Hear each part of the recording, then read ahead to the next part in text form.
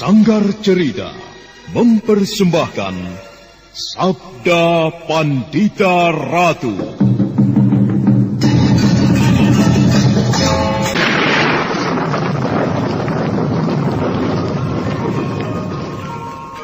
Sabda Pandita Ratu. Naskah ditulis oleh Pondra Swasti Langit, diolah oleh Agung Bahrodi, didukung oleh artis-artis terkemuka Ferry Fadli, Eli Ermawati, M. Abud, Ivone Rose, dan lain-lain. Teknik dan montase Ibing Arifin, dengan sutradara Dian Pertiwi. Sabda Pandita Ratu. Kali ini dalam episode ke-18 dengan judul Panembahan Dwipayana.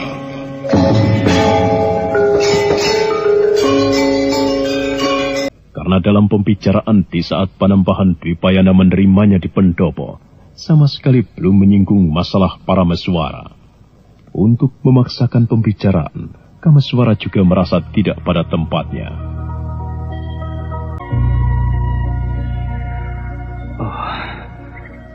Apa sebenarnya yang dikehendaki oleh Panembahan itu?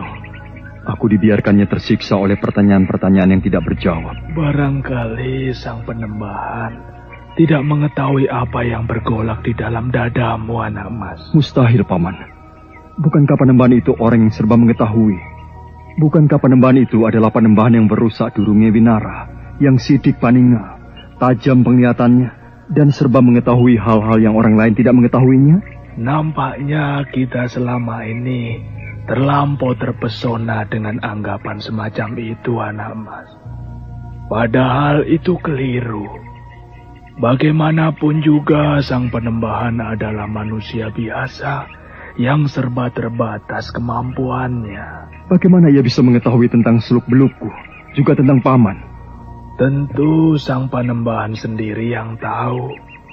Dan itu pun tentu terbatas. Anak mas Kameswara tentu masih ingat apa yang diucapkan oleh sang Panembahan. Sebuah kalimat yang sangat arif.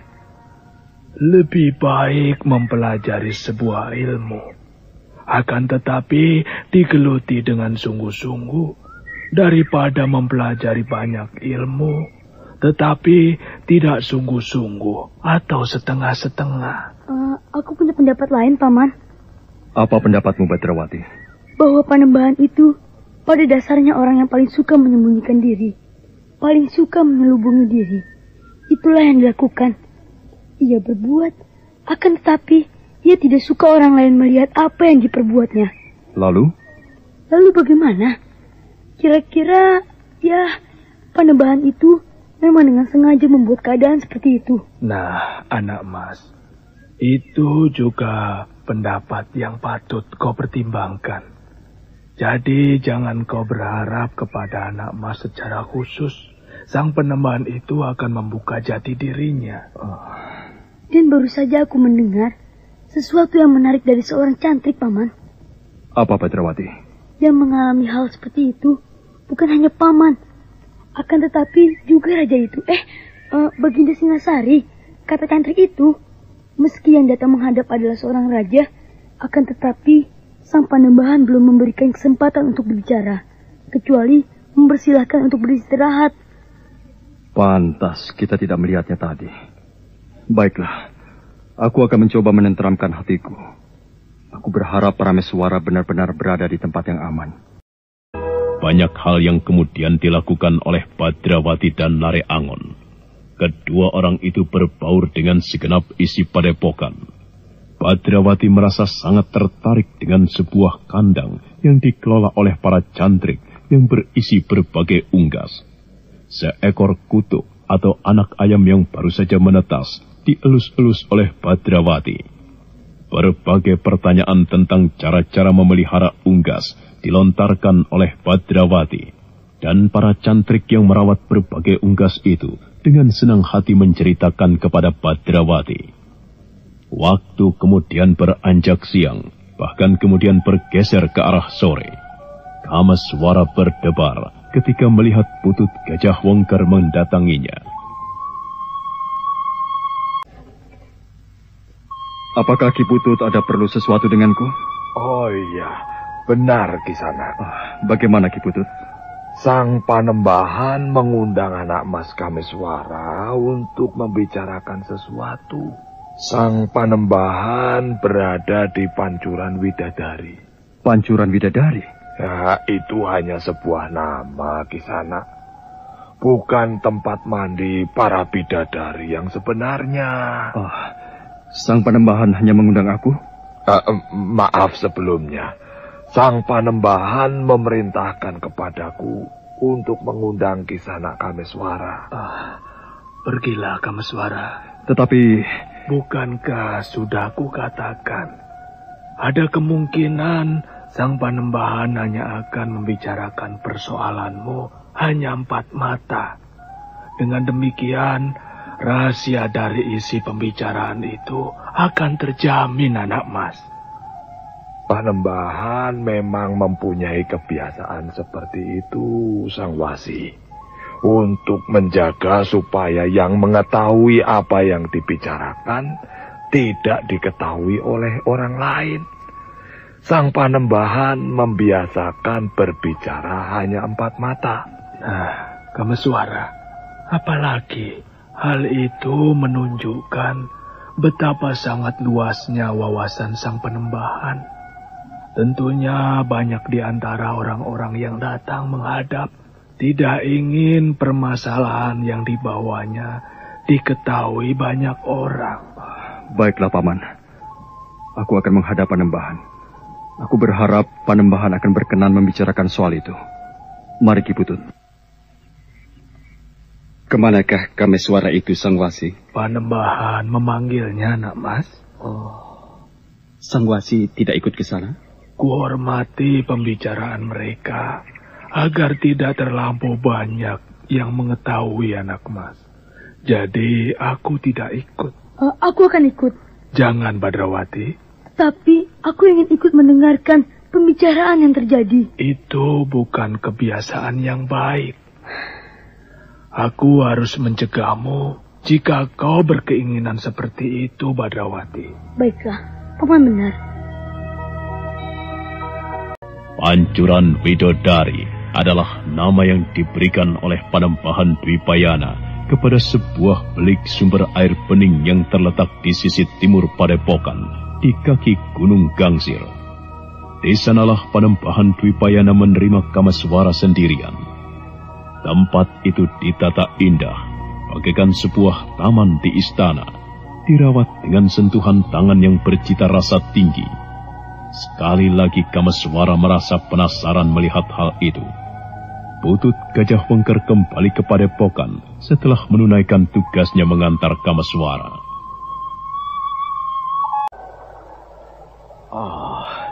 Silahkan duduk, anak mas. Terima kasih, Sang Panembahan. Apa kata anak mas tentang tempat ini? Sebuah tempat yang menyenangkan, Bapak Panembahan. Aku tidak mengira di tempat ini terdapat taman yang asri, yang ditata oleh tangan-tangan yang mempunyai cita rasa tinggi. Sesuai dengan namanya, Pancuran Bidadari. Aku membayangkan seolah bidadari-bidadari pada hari-hari yang khusus turun ke tempat ini untuk mandi dan berenang, dan kemudian Panembahan yang menjadi pencuri pakaian mereka. Anak mas ada-ada saja. Siapakah yang merancang taman ini, Panembahan? Aku sendiri, anak mas. Aku yang merancang semua ini. Tetapi tentu bukan aku yang mengerjakannya. Aku sudah terlampau tua, anak mas. Bahkan untuk berjalan kemari, rasanya telah memeras segenap tenaga dan kekuatanku. Menurut penglihatanku, Panembahan masih sangat sehat. Bahkan untuk pekerjaan yang sangat berat, meruntuhkan Gunung Gangsir ini misalnya, tentu bukan pekerjaan yang berat bagi Panembahan. Jika aku memiliki ajian Narantaka, nama Kameswara. Bukan saja ajian Narantaka, namun Bapak Panembahan juga menguasai sebuah ajian yang dimiliki Sukrasana, adik Sumantri yang dipergunakan untuk memutar Taman Sriwedari di Kayangan dan dipindahkan ke negeri Maespati. Ajian itu Bapak gunakan untuk memindahkan sebuah taman dari Kediri ke tempat ini. Anak mas bisa-bisa saja. Akan tetapi Panembahan, Terus terang aku merasa penasaran menyaksikan taman ini. Sebuah taman yang asri, yang benar-benar ditata dengan cita rasa tinggi. Bukan orang sembarangan yang bisa membuat taman seperti ini. Hal ini membuatku bertanya-tanya, siapakah Panembahan sebenarnya? Janganlah anak mas menyiksa diri dengan pertanyaan-pertanyaan yang tidak ada jawabannya itu. Kenapa? Karena aku adalah aku, Dwipayana. Tidak lebih dan tidak kurang. Baiklah Panembahan. Aku akan mencoba untuk tidak menyiksa diri dengan memanjakan rasa penasaran itu. Anak emas, marilah kita sekarang berbicara hal yang penting. Aku mengundang anak emas ke tempat ini sendirian, agar pembicaraan kita ini tidak diketahui oleh orang lain. Aku telah siap Panembahan, meskipun perasaanku kemudian menjadi sangat berdebar-debar. Kameswara kemudian menata duduknya. Jantungnya berdebar.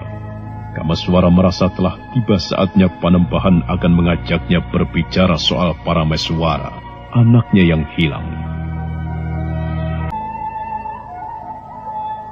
Anak mas telah mengetahui di padepokan sekarang ada tamu lain.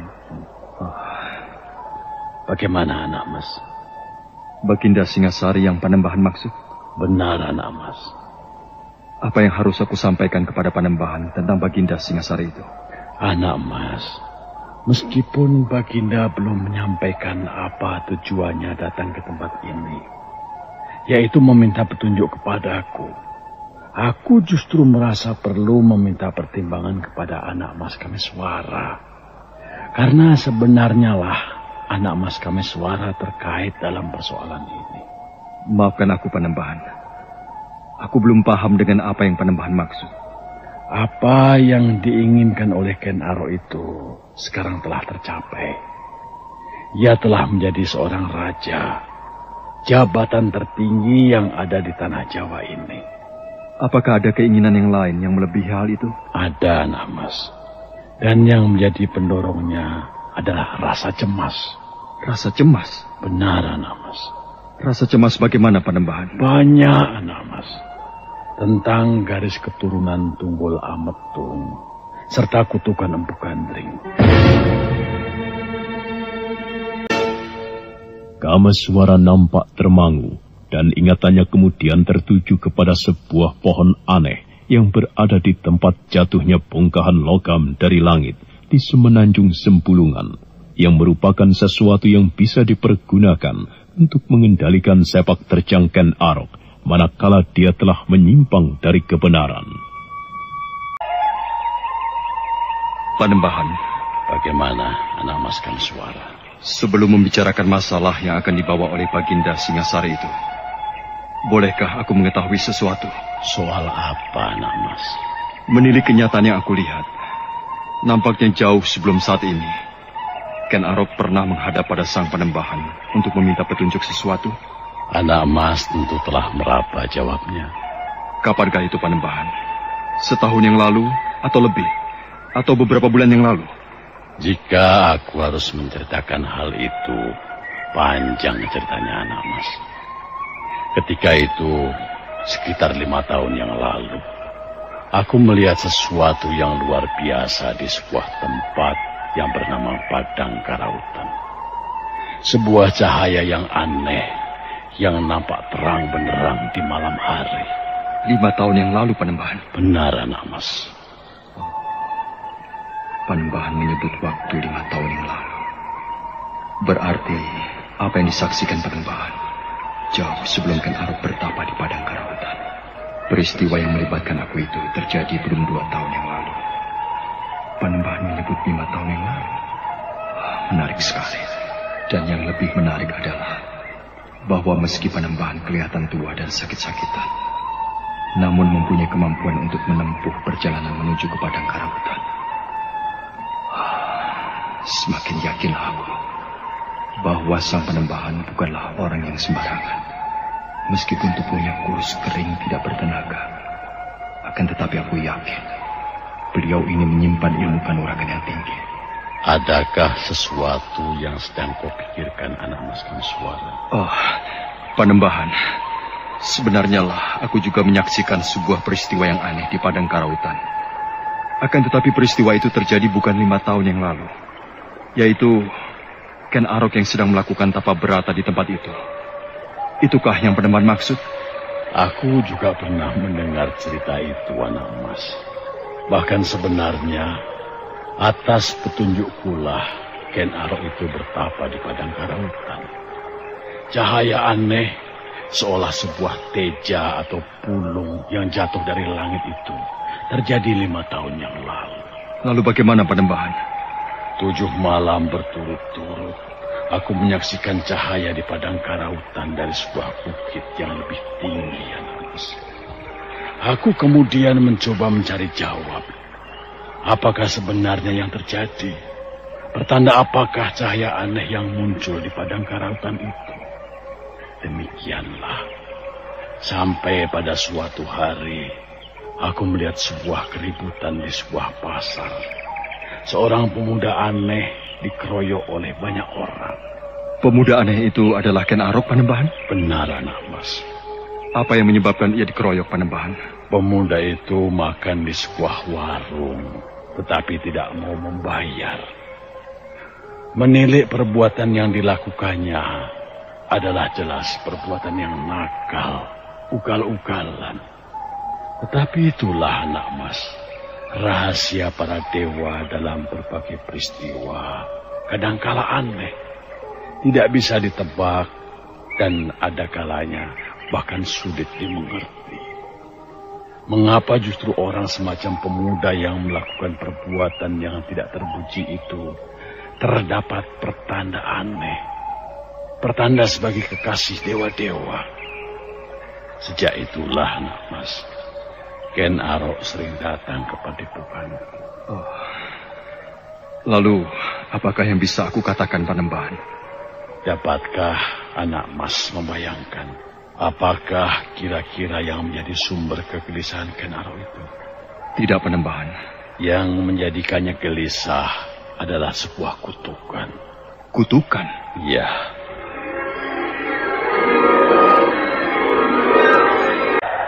Eleng-eleng Ken Arok sirotan eleng tibane supata piwalese awak mame sira namahe pastra kairing sabda dhamma kang sira kanthi katiban curiga minangka patukon mame padha nemahi palastra.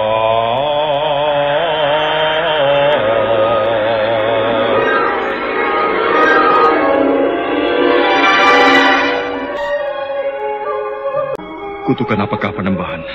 Anak Mas tentu pernah mendengar nama seorang empu yang mumpuni di dalam olah pembuatan keris pusaka. Empu Gandring. Oh, Empu Gandring? Iya. Nama itu sedemikian lekat di hati dan sanubariku, Panembahan. Bersama-sama, aku dan Bapak Empu Gandring pernah bahu-membahu menghadapi kabut setan sumber malapetaka yang pernah memporak-porandakan bumi Belambangan. Kutukan apakah, Panembahan? Maka berceritalah Panembahan Dwipayana tentang kegelisahan yang pernah diutarakan oleh Ken Arok yang dibayangi oleh kutukan Empu Gandring yang mati penasaran akibat dibunuh dengan cara yang tidak terpuji oleh Ken Arok. Kameswara mendengarkan dengan segenap perhatian serta mencoba membayangkan bagaimana kira-kira gejolak kecemasan yang melanda Ken Arok. Apa yang kau cemaskan, anak Mas? Kutukan itu Panembahan. Kutukan Empu Gandring itu terus menghantuiku. Panembahan, tolong berilah petunjuk kepadaku. Cara apa yang harus aku lakukan untuk menghindarinya? Aku tidak habis mengerti atas apa yang anak Mas Ken Arok lakukan. Alasan apa yang anak Mas pergunakan sehingga anak Mas tega membunuhnya? Aku hilaf Panembahan. Ketika aku melakukannya, aku tidak sadar. Aku seperti kehilangan kendali. Aku melakukannya begitu saja. Tolong Panembahan. Panembahan adalah orang yang serba tahu. Sidik Paninga bisa melihat sesuatu yang tidak terlihat. Anak Mas, apakah anak Mas takut menghadapi kematian? Apa maksud Bapak Panembahan? Pertanyaanku, aku kira sudah jelas anak Mas. Apakah anak Mas takut pada kematian? Semua orang pada akhirnya akan mati Panembahan. Lalu bagian mana yang anak Mas cemaskan? Panembahan pernah meramalkan bahwa kelak aku akan menjadi raja. Dan aku telah melihat sesuatu arah bagaimana caranya agar aku bisa mewujudkan ramalan Panembahan itu untuk menjadi raja di tanah Jawa ini. Tetapi bagaimana anak Mas?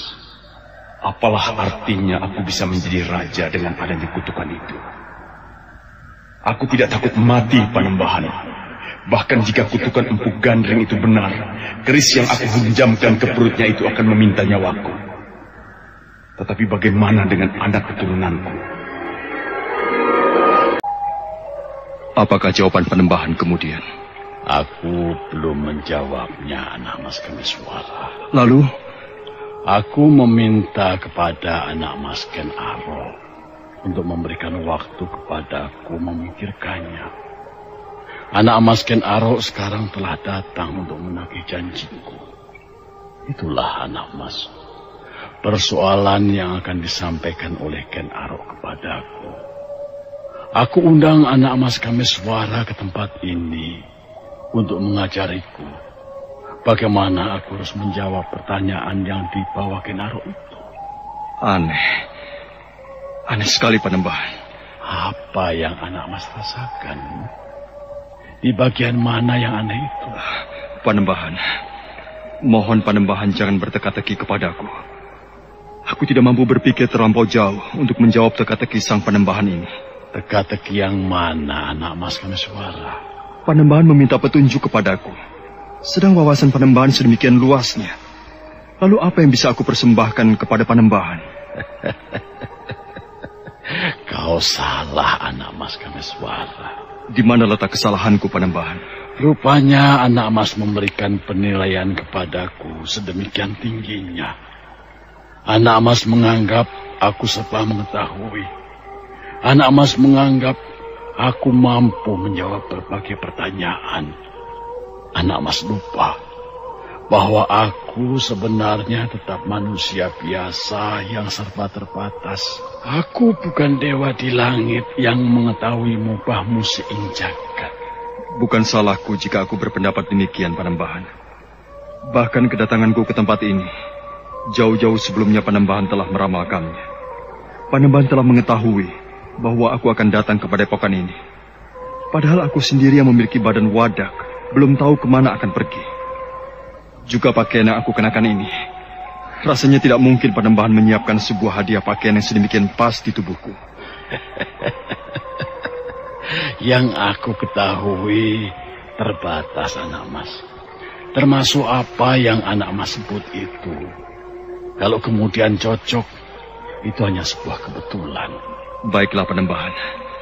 Nampaknya sang Panembahan berusaha menghindar dari kenyataan-kenyataan itu. Sekarang, hal apa yang harus aku sampaikan pada Panembahan? Pada anak Mas Kamiswara, aku merasa berbicara dengan orang yang tepat. Karena aku berpendapat, anak Mas orang yang paling banyak mengetahui siapa Ken Arok. sepak terjang apa saja yang telah dilakukannya. Yang paling mendasar bagiku adalah untuk mengetahui bagaimana sikap anak mas terhadap Ken Arok. Di samping itu, bukankah anak mas baru-baru ini pergi ke semenanjung di dekat Selat Bali, di dekat Teluk Pangpang? Lagi-lagi Kamaswara terkejut. Untuk sesaat lamanya, Kamaswara justru terdiam tidak berbicara apapun. Dengan seksama, Kamaswara memandang wajah Panampahan Dwipayana. Kamaswara mencoba menghubungkan dan mencari persamaan wajah antara Panampahan itu dengan orang yang pernah ditemuinya. Orang yang mengaku bernama Prabancana.